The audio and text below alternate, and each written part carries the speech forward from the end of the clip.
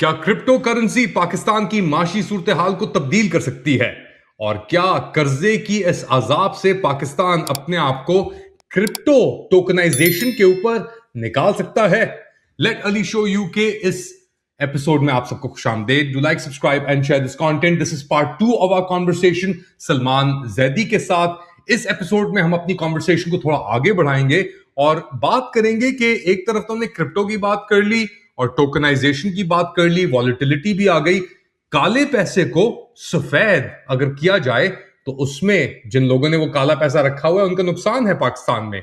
साथ साथ Pakistan international airlines की जो प्राइवेटाइजेशन हुई है इसके ऊपर भी बात करेंगे। तो अपनी कॉन्वर्सेशन को आगे बढ़ाते हैं। 5 साल पहले यानी 26 दिसंबर 2020 को बिटकॉइन की कीमत थी, एक बिटकॉइन की थी $26,450। बिल्कुल ठीक है। 2020 26 दिसंबर। आज की कीमत है, जिस तरह आपने जिक्र किया, तकरीबन 87,744। बिल्कुल। सही। ये चीज जिस तरह आपने कहा कि कोई इसके ऊपर मिडिल मैन नहीं है, कोई सॉवरेन गारंटीज नहीं है, डायरेक्ट पर्सन टू पर्सन है ये। ट्रांसफरेबल यानी एक कम्युनिटी है जो होल्ड कर रहा है इसके पास, वही बेसिकली इसकी वैल्यू ड्रिवन कर रहा है। मुझे याद है कुछ साल पहले जब ये यूक्रेन का कि रशिया ने अटैक किया यूक्रेन के ऊपर 2022 के अंदर, जी, जी। तो एक बहुत बड़ा स्लंप आया बिटकॉइन की कीमतों के ऊपर, क्योंकि ये कह रहे थे कि जी जो रशियन ओलिगार्क्स हैं या माफियाज व्हाटएवर, उन्होंने जो इन्वेस्ट किया हुआ था they started to sell it, और उसने प्राइस को नीचे ले आया। अब मेरे पास पाकिस्तान के अंदर, हम जानते हैं करप्शन इंडेक्स के अंदर पाकिस्तान किधर है, सही है। मेरे पास पैसा है, मैंने प्रॉपर्टी में भी लगाया हुआ है किसी और के नाम के ऊपर, मैंने गायब के अंदर बैंक अकाउंट भी खोले, मैंने सोना भी लिया हुआ है, मैंने हजारों जगहों पे अपना पैसा छुपा के डाला हुआ है, इसलिए कि मैं चाहता हूं उस पर किसी की निगाह ना आए, सही। गवर्नमेंट मुझे उसके ऊपर टैक्स ना करे, कोई और ना ये जांचे कि यार मेरे पास कितना पैसा किधर पड़ा हुआ है।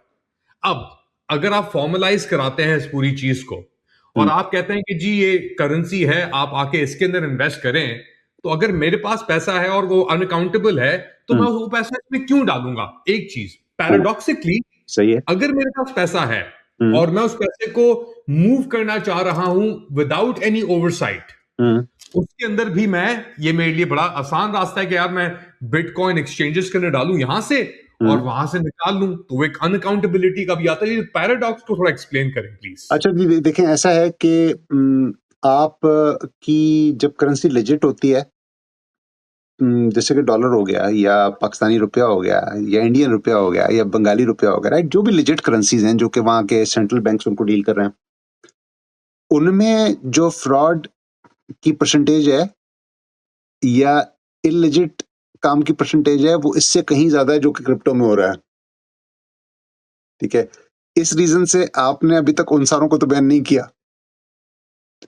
ठीक है, तो जहां भी कहीं भी पैसा या पावर आएगा, वहां पे उसको हासिल करने के लिए लोग कोशिश भी करेंगे।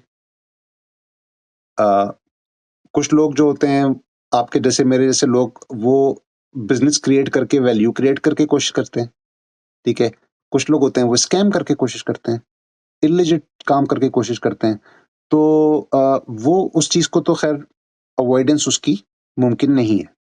अच्छा, अब जैसा कि मैंने पहले भी डिस्कस किया कि यार आप जो है वो अगर अपना पैसा फर्ज करें कि जी प्रॉपर्टी में रखते थे या करेंसी में रखते थे, तो वो आपने पैसे को स्टोर करने की जगह ढूंढी थी, वो इन्वेस्टमेंट नहीं थी। ठीक है, एसेट परचेज होता है, एसेट में इन्वेस्टमेंट अमाउंट नहीं कंसिडर की जाती। तो आप अगर आप उसको एज एन एसेट देख रहे हैं ना, तो फिर तो बात ठीक है कि जी मैंने बिटकॉइन खरीद लिया है, अब वो आज 90 का मिल रहा है, हो सकता है आपसे 15 साल बाद मिलियन का हो। वही हिसाब है जो कि प्रॉपर्टी का है कि जी आज मैंने हो सकता है 15 लाख की खरीदी, हो सकता है 1.5 करोड़ की हो 10 साल बाद। तो आप on future value and appreciation उन एसेट्स को खरीदते हैं, और यही वजह है बिल्कुल इन एसेट्स को भी खरीदने की कि बिकॉज बिटकॉइन जो है वो एक सर्टेन क्वांटिटी पे जाके रुक जाएगा, उससे ज्यादा नहीं इशू होंगे। तो सब लोगों को पता है कि यार अगर मैंने बिटकॉइन ओन करना है तो इसके टोटल इतने ही बनने हैं। ये वो हिसाब हो गया कि जी हीरे की वैल्यू क्यों होती है, इसलिए कि हीरा रेयर होता है। तो एक अच्छी क्वालिटी का हीरा, एक VS1 जिसमें कि चारों सीरीज पूरे हैं, उसके कैरेट भी है, कलर भी है, ठीक है, कट भी है, और उसका वो भी है, क्लैरिटी भी है। 4 सीज जो कि किसी भी डायमंड में देखे जाते हैं, वो चारों सी पूरे हैं, तो डायमंड महंगा है क्योंकि वो बहुत ज्यादा रेयर है। ठीक है। अच्छा, अब ऐसे ऐसे भी आपको स्टोन दिखते हैं जिसके अंदर कोई प्रॉब्लम होती नहीं है, वो नकली है, क्योंकि असली असली स्टोन बगैर प्रॉब्लम के हो नहीं सकता। ठीक है। तो आप इसी पर्टिकुलर चीज को आप बिटकॉइन पे डालें तो आपको ये बात समझ में आएगी कि चूंकि मैंने उसकी ओवरऑल लिमिट महदूद कर दी है, मैंने कहा इससे ज्यादा इशू होंगे ही नहीं। ठीक है। तो अब जिसके पास भी है वो अगर नहीं बेच रहा, तो जितने कम सेलर हैं, ठीक है, उतनी मेरी वैल्यू ज्यादा, बायर बढ़ेंगे, वैल्यू ऊपर जाना शुरू हो जाएगी, सेलर बढ़ेंगे, वैल्यू गिरना शुरू हो जाएगी। ठीक है। ये बेसिक मार्केट इकोनॉमिक्स। तो चूंकि उसकी in times of inflation, in times of कि जब आपका सेंट्रल बैंक ये कह रहा होता है कि जी मैं इंटरेस्ट रेट गिरा रहा हूं। अच्छा, जब सेंट्रल बैंक कभी भी इंटरेस्ट रेट गिराता है, तो वो एक्चुअली वो इंटरेस्ट रेट जिसकी बात कर रहा होता है, वो इंटरेस्ट रेट वो नहीं होता जो मुझे और आपको मिल रहा है। वो इंटरेस्ट रेट वो होता है जो बैंकों को मिल रहा है एक दूसरे बैंक से या सेंट्रल बैंक से पैसा बोरो करने के लिए। उससे ड्राइव होके उसके तहत सारे ये निकलते हैं बाकी इंटरेस्ट रेट। कोई कार्ड पे आपको कुछ दे रहा होगा, कोई आपको CD पे कुछ और दे रहा होगा, कोई आपको डिफेंस सेविंग सर्टिफिकेट पे कुछ और पैसे दे रहा होगा। ठीक है। वो सारे रेट जो हैं उस बेसिक रेट से निकल रहे हैं जो सेंट्रल बैंक ने इशू किया। जब सेंट्रल बैंक अपने रेट काटना शुरू करता है, तो ये जितने भी ऐसे एसेट्स हैं जो कि रिस्क अवर्स हैं या जो रिस्क ऑन एसेट्स हैं, इनकी वैल्यू बढ़ना शुरू हो जाती है। स्टॉक्स की वैल्यू बढ़ना शुरू हो जाती है, बिटकॉइन की वैल्यू बढ़ना शुरू हो जाती है। तो ऐसे टाइमों में कि जहां पे आप ये समझते हैं कि जी स्टेबिलिटी आ रही है थोड़ी बहुत, वहां पे बिटकॉइन की इन्वेस्टमेंट जो है वो वैल्यू करती है। और जाहिर है rarity itself is a value. तो वैल्यू इक्वेशन में मैं उसको डिनाई नहीं करता कि जी there is a value to it, and yes it is very widely available, although I think that at this point in time the value might be in a bubble, but ये वैसे ही है कि जैसे crystal ball लेके मैं आपसे कहूँ नहीं यार ये काम गारंटीड हो रहा है, तो वो मैं कह नहीं सकता, क्योंकि आप फाइनेंशियली ट्रेंड हूं, तो इसलिए ये बात कभी भी नहीं कहूंगा। हर बात के ऊपर एक बड़ा जो है वो क्राइटेरिया लगा हुआ है कि जी पास्ट परफॉर्मेंस कोई फ्यूचर की गारंटी नहीं है, और जो कुछ मैं कह रहा हूँ क्या पता ऐसा हो जाए, क्या पता ऐसा ना हो। ठीक है। तो ये डिस्क्लोजर तकरीबन आपको हर फाइनेंशियल बैंक के, हर ब्रोकरेज के, हर एडवाइस के आगे पीछे कहीं ना कहीं लिखा हुआ नजर आ जाएगा। तो यही काम जो है वो बिल्कुल आप इस वक्त बिटकॉइन में भी समझें, आप क्रिप्टो में भी समझें। मैं ये समझता हूँ कि जी एक तरीके से अच्छा है कि हम इसको रेगुलेट कर रहे हैं, कि एटलीस्ट जब किसी के ऊपर कोई स्कैम होगा तो उसके पास रिपोर्ट करने के लिए जाने के लिए कोई एजेंसी तो होगी। अब तक तो ये था कि जी वो जो स्कैम हो जाते थे उनके पास जाने रिपोर्ट करने के लिए कोई एजेंसी भी नहीं थी। ये बात की बात है कि वो एजेंसी उसको डील कैसे करेगी, क्योंकि एक दफा बिटकॉइन गया तो गया। ठीक है। It's not coming back. वो एजेंसी कुछ नहीं कर सकती। अच्छा, अब एक जो बड़ी मजे की बात है वो क्या है कि यहाँ पे एक जमाने में अमेरिका में बैंक्स पे रन हुआ और लोगों ने कहा यार बैंक से कि मेरे पैसे दे दो, मेरे पैसे दे दो। हर बंदा पैसे निकलवाने पहुंच गया, बैंकों के पास पैसे थे ही नहीं।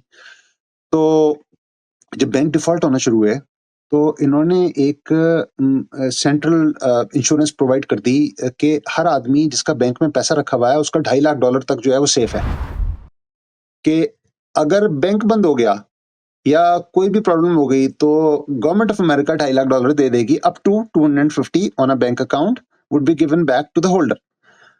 हम अगर कुछ ऐसा कर पाए कि हम पाकिस्तान में क्रिप्टो के लिए कोई ऐसी एक इंश्योरेंस कर दें और इसको प्रॉपर रेगुलेट करें, हम कहें कि यार ठीक है आपका बैंक अकाउंट जो है उसमें भी आप क्रिप्टो रख सकते हो, ठीक है, और इतने तक की क्रिप्टो पे मैं सिक्योरिटी दे रहा हूँ। तो अब at least in one of those scams when if it is saying कि मैं लाइसेंस्ड हूँ गवर्नमेंट से और मैं रजिस्टर्ड हूँ, उसको आपने लाइसेंस उसकी रजिस्ट्रेशन सब कुछ देखने के बाद पैसा इन्वेस्ट किया फिर भी डूब गया, तो at least you have some place to go back to. इस वक्त नहीं है। और ना सिर्फ पाकिस्तानियों के पास नहीं है बल्कि पूरी दुनिया में किसी के पास नहीं है। तो हम चूंकि बहुत ज़्यादा अर्ली अडॉप्टर्स हैं क्रिप्टो में, और कुछ मुल्क के हालात ऐसे रहे, कुछ हमारी इकोनॉमी ऐसी रही कि बाय हुक और by crook we all got invested into crypto. तो अब हम चूंकि क्रिप्टो में घुस ही गए हैं, ब्लॉकचेन में घुस ही गए हैं, हमारे पास एक बहुत बड़ा टैलेंट पूल भी मौजूद है। तो अब वो टाइम आया है कि हम उसको यूटिलाइज करें कि हमने इस ब्लॉकचेन को अपने मुख्तलिफ जगहों पे लगाना कैसे है। क्या हम इसको अपनी शिपिंग में नहीं लगा सकते? ठीक है? क्या हम अपनी ज़मीन के रिकॉर्ड इससे नहीं टोकनाइज़ कर सकते? क्या हम अपनी सारी डिग्री हैं, इस पे नहीं ले जा सकते कि अभी जहाँ पे अमेरिका आया हुआ एक आदमी जो है वो 500 से $700 खर्च करता है और फिर भी 1 हफ्ता लग जाता है डिग्री वेरीफाई होने में। क्या ही अच्छा हो कि वो $25 खर्च करे और 3 सेकंड में उसके पास वेरिफिकेशन हो, ठीक है? तो अब ये सारे काम ब्लॉकचेन के थ्रू मुमकिन है क्योंकि वो ज़ाहिर है वो अगर डिग्री तुमने एक दफ़ा इश्यू कर दी और मेरी चेन पे डाल दी, जो कि मैं गारंटी कर रहा हूँ कि कभी चेंज होगी नहीं, क्योंकि ज़ाहिर डिग्री कहाँ चेंज होती है, जिसको मिल गई उसको मिल गई, ठीक है? तो अब जो आपके पास डिग्री होगी 20 साल पुरानी, वो अभी भी वही होगी, जो मेरे पास डिग्री है 25 साल, 30 साल पुरानी, वो अभी भी वही है। तो if I would have it on blockchain then तो मुझे हायर एजुकेशन कमीशन की वेरिफिकेशन या यूनिवर्सिटी पंजाब की वेरिफिकेशन की ज़रूरत ही क्या है? ठीक है, मैं तो सीधे जाऊँगा अपनी सर्विस के पास, मैं कहूँगा जी मेरी डिग्री वेरीफ़ाई कर दो, वो कहेगा जी आपकी डिग्री वेरीफ़ाइड है, नीचे अपना टप्पा लगाएगा, मुझसे $25 वसूल करेगा, मुझे डिग्री की वेरिफ़िकेशन दे देगा, वो वेरिफ़िकेशन मैं अगले एम्प्लॉयर को देता हूँ, कॉलेज को देता हूँ, किसी को भी दे देता हूँ, पर जस्ट अ यूज़ केस। तो इस वक़्त मेरा ये ख़्याल है कि हमारे लिए पाकिस्तान में क्रिप्टो इटसेल्फ स इसकी एज़ अ करेंसी एसेट से ज़्यादा जो अपॉर्च्युनिटी है वो ब्लॉकचेन में मौजूद है। और ना सिर्फ जिसको यूज़ करके कि हम मुख्तलिफ चीज़ों को बहुत बेहतर कर सकते हैं, बल्कि हम एक ऐसा टैलेंट पूल क्रिएट करेंगे जो कि क्रिप्टो टेक्नोलॉजी में काम कर चुका होगा, इसमें एक्सपीरियंस्ड होगा, इसमें सॉल्यूशंस बना रहा होगा जो कि पूरी दुनिया में डिप्लॉय होंगे। अब एल साल्वाडोर जो है वो अपनी नेशनल करेंसी बना चुका है बिटकॉइन को, ठीक है? अ, तकरीबन 180 या 190 मुल्कों में से कोई 120 या 130 मुल्क ऐसे हैं जिनका सेंट्रल करेंसी का भी ईदर कोई प्रोजेक्ट चल रहा है या उनका कॉन्सेप्ट चल रहा है या वो उसमें काम करना चाहते हैं। Pakistan would soon be in one of them कि अब फर्ज करें कि इस वक्त आपने पाकिस्तान पैसे भेजने हो, तो बहुत सारे लोग जो हैं वो हवाला हुंडी करते थे, ठीक है? अब वो वेस्टर्न यूनियन करते हैं या वो बैंक यूज़ करते हैं डायरेक्टली। बैंक आपसे लेता है $45 इंटरनेशनल वायर के, अमेरिका से, ठीक है? वेस्टर्न यूनियन आपसे anywhere from 5 to $10 depending upon कि आप अपने बैंक अकाउंट से निकाल के भेज रहे हैं या किसी और चीज़ से भेज रहे हैं, वो इतने पैसे ले जाता है।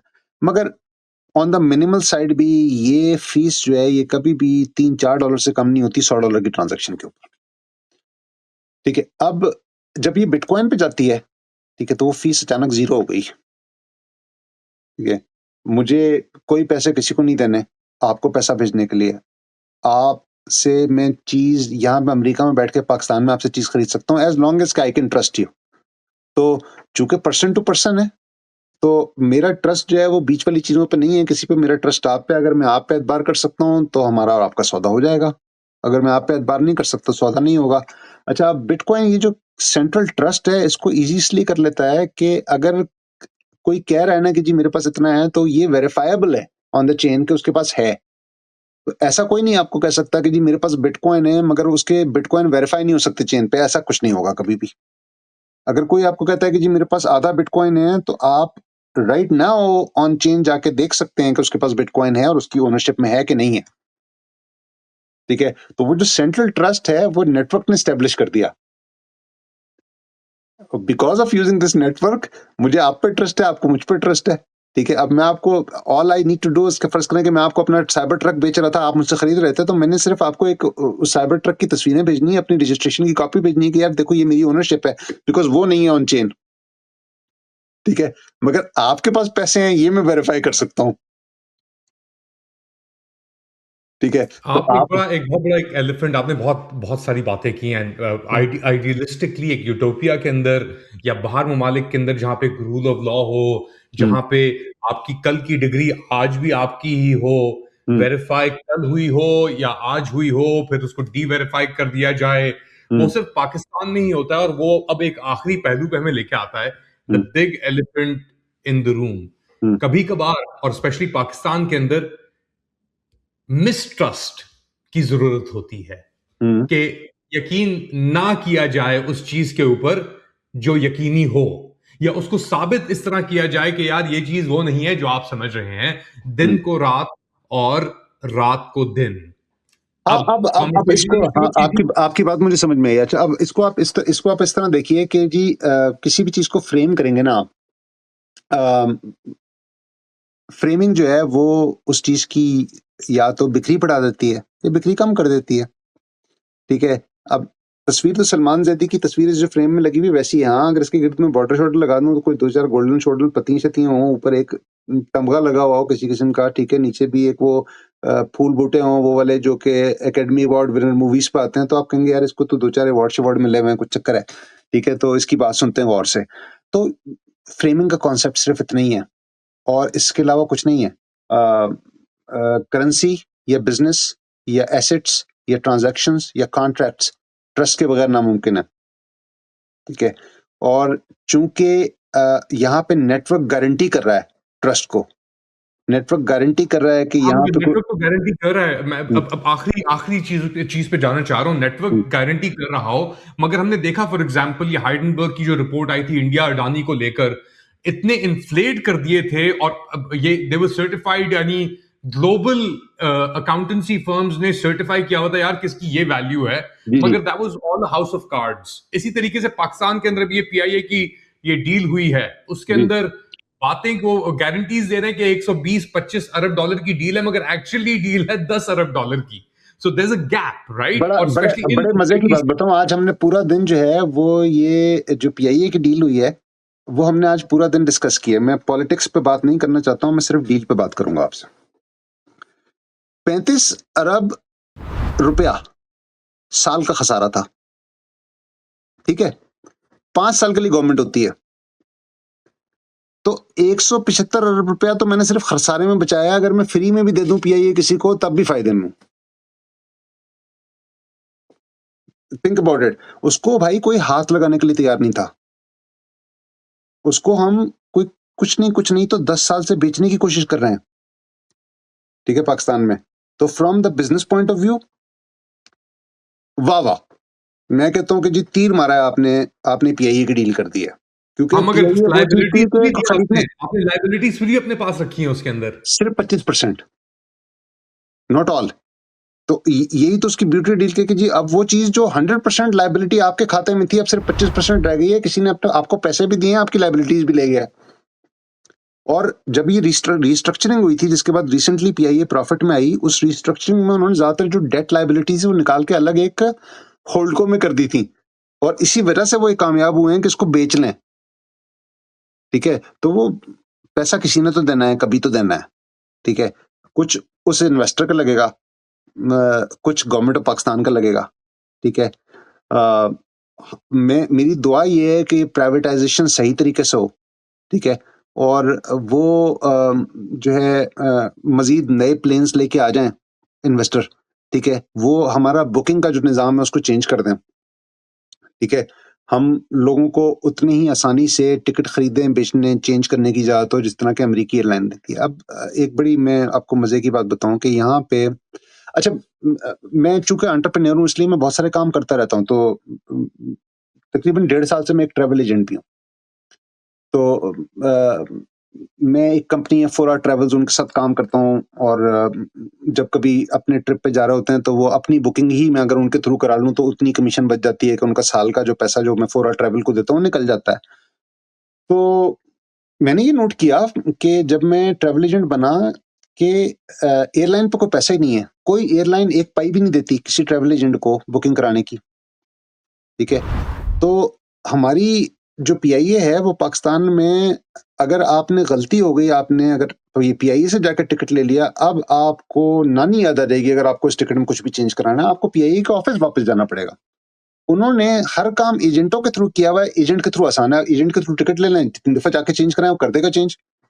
ठीक है, यहाँ पे ऐसा कोई चक्कर नहीं है। यहाँ पे एयरलाइन कहती है जी डायरेक्टली मुझसे टिकट लो, मैं सबसे सस्ता टिकट दूंगी। ठीक है, ये भी आसान करूंगी तुम्हारे लिए कि इसको चेंज करा लो, इसको खत्म कर दो, इसके क्रेडिट ले लो, व्हाट नॉट। और अगर मेरे पास आओगे, मुझसे डायरेक्टली टिकट लोगे, तो सफर में कोई मुश्किल हो गई तो मैं हूँ जिम्मेदार। अगर एजेंट से लिया है तो एजेंट से ही बात करना फिर सफर हाँ, के मगर अंदर। एक्सपीडिया है, प्राइस लाइन है, ये वेबसाइट से आप लेते हैं ना यूजुअली तो कस्टमर। नहीं ना, मैं यही तो कह रहा हूँ, वेबसाइट से तो उस वक्त लेगा ना जब एजेंट के पास जा रहा है। क्यों जाओगे एक्सपीडिया के पास या प्राइस लाइन के पास? डायरेक्टली अमेरिकन एयरलाइन की वेबसाइट पे क्यों नहीं जाओगे? डेल्टा की वेबसाइट पे क्यों नहीं जाओगे? यूनाइटेड की वेबसाइट पे क्यों नहीं जाओगे? सऊदी की वेबसाइट पे क्यों नहीं जाओगे? राइट, एमिराट्स की या कतर की या इन सारों की डायरेक्टली वेबसाइट पे क्यों नहीं जाओगे?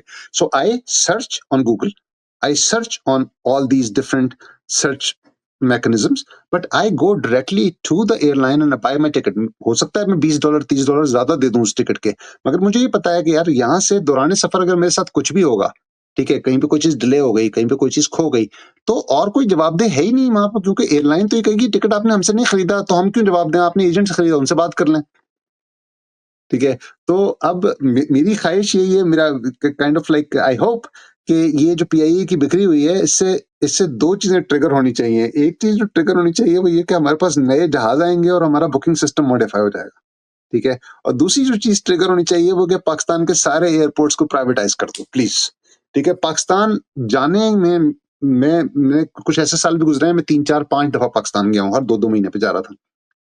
और पाकिस्तान जब भी जाता हूँ, हमारे एयरपोर्ट से ज्यादा पाकिस्तान का कोई बुरा एक्सपीरियंस है ही नहीं। हमारा जितना भी सारा बुरा एक्सपीरियंस होता है वो एयरपोर्ट से निकलने तक हो जाता है, या एयरपोर्ट्स में वापस घुस के जहाज तक बैठने तक हो जाता है। That is really what we fear Pakistan जाते हुए कि यार एयरपोर्ट पे क्या होगा। ठीक है, लाइनें लगी हुई हैं, कोई इंतजाम नहीं है। ठीक है, और ये अभी से नहीं है, हमेशा से ही है। ठीक है, कोई आके नहीं मॉडिफाई कर पाया इसको। समहाउ हमने जो है वो जो बेसिक टेनेंट्स है ना सिविल इकोनॉमीज के या सिविल लोगों के, हमने उन टेनेंट्स को काइंड ऑफ लाइक फॉरगो कर दिया। तो वो नाउ लास्ट वर्ड इसको कनेक्ट करें जो आपने बात की है, जहां से हमने बात शुरू की थी। एक कर्जाशुदा मुल्क हम्म। अब जा रहा है क्रिप्टो करेंसी और टोकनाइजेशन के ऊपर वेरी क्विकली। अच्छा, समिट अब अफर। अब बड़ा मजे की बात बताऊं आपको। दुनिया का सबसे बड़ा कर्जदार कौन है? अमेरिका खुद। वो ठीक अपने है, पैसे खुद ही छाप रहा है। अपने खुद तकरीबन पैसे खुद ही चाप रहा है, मगर पैसे ट्रिलियन डॉलर छापने की के खरब गारंटी ये डॉलर है का कि कोई उसके कर्जा पास। दे दे। तो आके कोई कर्जा देता है चाइना मुझे? ओन करता है, जापान ओन करता है, सऊदी अरब ओन करता है उसका कर्जा। राइट, तो हम सारे कर्जदार हैं।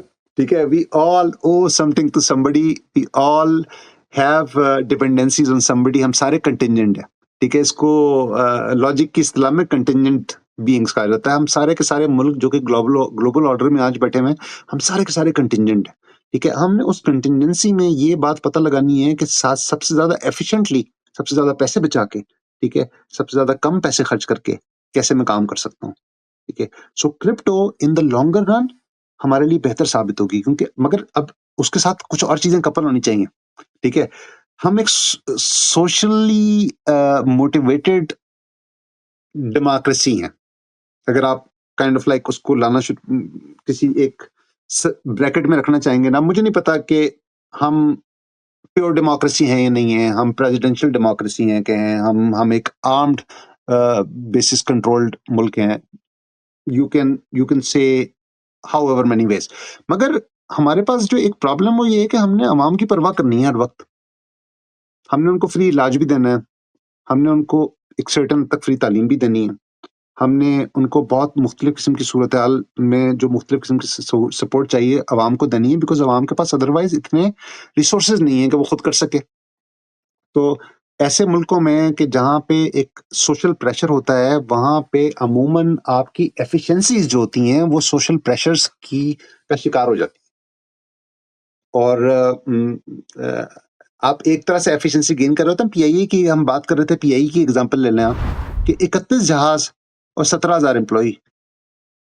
तो वो 17,000 एम्प्लॉई या 13,000 एम्प्लॉई या 12,000 एम्प्लॉई हुए कैसे? इसलिए कि हर दफा जब गवर्नमेंट आती थी तो उसको अपने कुछ लोगों को फायदा देना होता था, कुछ लोगों की भर्ती करानी होती थी। तो अगर फर्ज करें कि जी 1985 से लेके अब तक या 1989 से लेके अब तक 6 या 8 गवर्नमेंट चेंज हुई, हर गवर्नमेंट आई, पीआईए में 5% भर्ती उसने कर दी अपनी पॉलिटिकल अपॉइंटीज की। अच्छा, वो पॉलिटिकल अपॉइंटीज कहते तो पॉलिटिकल अपॉइंटीज है, मगर वो उनकी जरूरत क्यों पड़ती है? उनकी जरूरत सिर्फ इसलिए पड़ती है कि हम at the end of the day एक सोशल डेमोक्रेसी है, हमें अपने लोगों को कुछ ना कुछ देना है, उनके पास है ही कुछ नहीं। ठीक है, तो वो आ जाते हैं, कहते हैं जी मैंने तो आपको वोट दिया था तो मुझे क्या मिला? आप कहते हैं यार ठीक है मैं तुझे जॉब दे दूंगा। ठीक है, तो उसको जॉब मिल जाती है। तो ये एक अनफॉर्चुनेट सॉर्ट ऑफ लूप चल रहा है, ठीक है। अब क्या वाहिद जरिया है इससे बाहर निकलने का, ठीक है। उससे बाहर निकलने का वाहिद जरिया जो है वो एजुकेशन है।